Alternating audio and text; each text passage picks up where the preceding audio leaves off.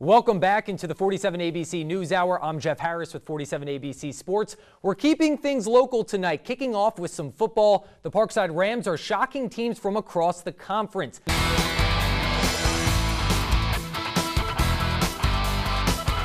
That music means it's time for sports. Gotta love it. Hey, good morning, guys. Busy night on the shore for some local sports. We're going to start on the turf. Big game and a big battle between Parkside and Kent Island for the Bayside field hockey title. Yeah, that's right. So heading into tonight, 0-6, not the best record, but if they were going to pick up a win, it was going to be tonight against an Arcadia team. And Ryan, they're inexperienced. They're coming from Virginia. Right. So Washington, hopefully they had their game faces on. Now happening back here on the shore, our fall sports season is beginning to wind down. This means that basketball, wrestling, and any other indoor sport are about to begin. This also means that spring is a lot closer than you may think. This week on After the Whistle, I sat down with Holly Grove's Jenna Laird, who cannot wait for the cold weather to pass so she can step back on the mound. Currently sitting at 4-1 overall, Parkside is led by one ferocious running attack. Michael Collins is a focal point of that group. The dude is 275 pounds, and he carries the rock like Jerome Bettis. MLB All-Star Weekend officially wrapping up as we speak. Of course, the Home Run Derby happening last night. Bryce Harper, the hometown kid, coming up in the clutch, pretty much making the entire city, all of the people here at the nation's capital, very proud that Harper was able to bring the city their first ever Home Run Derby championship. Now, this game living up to every expectation. We had the high-powered offense of Dover up against the stud defense from Sussex Central. Now, the crazy thing about that second half, Sussex Central controlling the ball for 20 of the 24 minutes, and they were able to outscore and shut out Dover 13-0 in that second half. Now, I caught up with Dominique Smith and Isaac Barnes-Smith, who had that game-winning touchdown after the game. Here's what they had to say. Coach, first and foremost, thank you so much for sitting down and joining us. I know this might be your first on-camera interview, possibly. It is. Yeah, all right. So here we go. We're gonna run you through it. Now, your first year at the helm. Run me through how the team is looking so far. You're about a month out from the regular season. I don't know if you can hear the crowd behind me.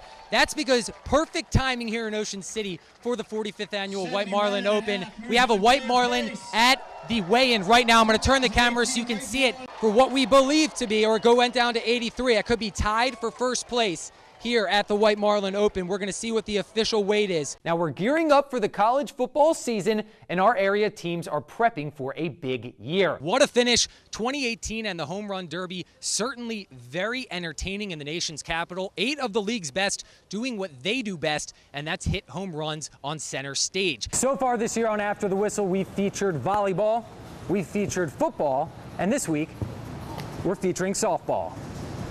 Now, Kaya was telling me about a cheesesteak eating contest that is happening right over in one of these restaurants. Now, are you participating in it, or how do I enter myself? I mean, we're talking about so many games that have already happened. Yep. We've had 2 records that have already been broken. 2 records already been broken. We're about a day and a half into the tournament. We're going to show you that offensive linemen are the most important position on the field.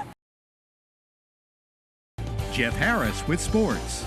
This week on After the Whistle, I caught up with a rising sophomore from Del Mar who has a few things to prove this upcoming season. Please meet Dante Trader Jr. You guys remember that freshman from Del Mar this past season, right? Dante Trader, I believe is his name. Yeah, well, he's back, gearing up for another season, gearing up for another state title run.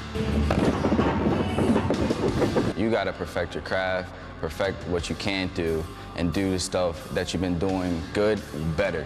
So when you get on the field, they're like, this kid got better from last year. He didn't stay still, stay home, and not put in the work. As part of the secondary, Trader focuses on speed, making sure his footwork is always on point. Agility-wise, overspeed. That fit the bungees, because you get that feeling of when you're getting resistance, and then you take it off for a contrast, you fly. And then otherwise, footwork and ladders, I love footwork, because as a DB, the top 3 things is eyes, hips, and footwork. So you gotta have all that. For Trader, his eyes are always on the prize, working every day to improve his skill set. When you're grinding, you're tired, and you feel like just sitting down, laying down, you're like, what am I doing this for? You get on that field, you're like, yeah, Big Dom was right. He knows what he's doing. So yeah, all of it pays off when you get on that field. The sophomore is learning what it takes to reach the next level, using those around him as an extra source of motivation. People don't want to see the ugly part, the grinding and the grimy work, but they want to see you shining. But then Like, other people just want the results instead of putting in the work to get to the results. But, like, it helps when you see people motivating you, stuff on your side. But, like, yeah, that helps a lot. Going to push you, like, I need to get back in the gym, do more. They want to see some more, and let me show them when I get back on that field.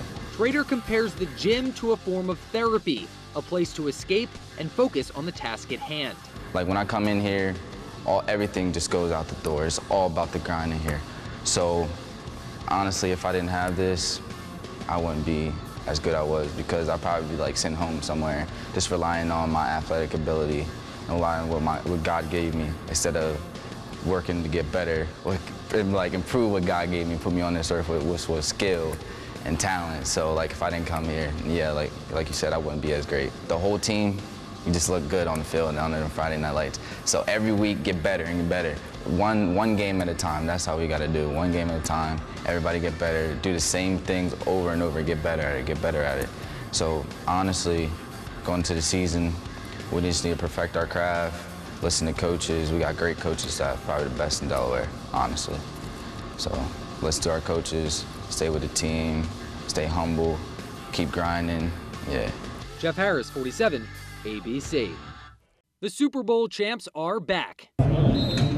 With training camp officially underway, the Eagles are gearing up for yet another season, a season where they hope to let their play do the talking. You know, there's always a lot to improve off of, but I mean, at the end of the day, we're growing each day. We're getting better, we're competing at a high level, and guys are going out there and giving it their all. So this is a good time, you know, a part of the year where you know, you find out what your team is made of. Days like this, back-to-back, can you be consistent? Every team around the league knows about the arsenal of weapons the Eagles have on offense, but the defense will be the first to tell you who sets the tone. Especially as defensive linemen, because our group, we are the tempo setters of this team. And everybody around here know that. We're the tempo setters, and, you know, if we're not bringing the juice, then, you know, nobody else is going to bring it, so we got to go out and set the tempo every day.